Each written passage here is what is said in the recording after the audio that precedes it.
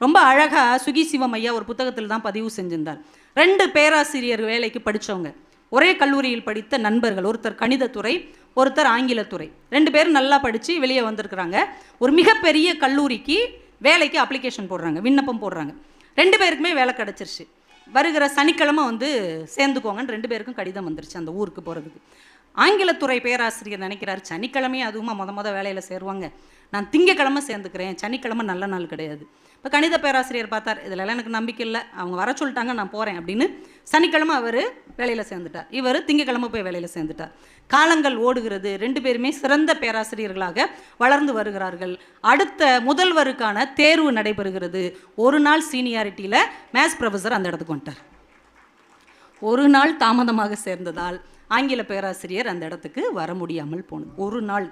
ஒரு நாள் என்பது நம்ம தலையெழுத்தையே மாற்றிடும். கடைசி வரைக்கும் இவர் முதல்வராக இருந்து பெருமையாக ஓய்வு பெற்றார். கடைசி வரைக்கும் நொந்து பேராசிரியராகவே இருந்து இவர் ஓய்வு பெற்றார். அப்போ அந்த ஒரு நாள் என்பது நம்ம வாழ்க்கையின் மிகப்பெரிய உயரத்துக்கு கொண்டு போகக்கூடிய ஒரு விஷயம் என்பதை புரிஞ்சுக்கணும். ஒரு விஷயத்தை நீங்கள் தள்ளி போடுவதால் உங்கள் வாழ்க்கையின் முக்கியமான வெற்றியை தள்ளி போடுகிறீர்கள் என்பதை மறந்துவிடக்கூடாது.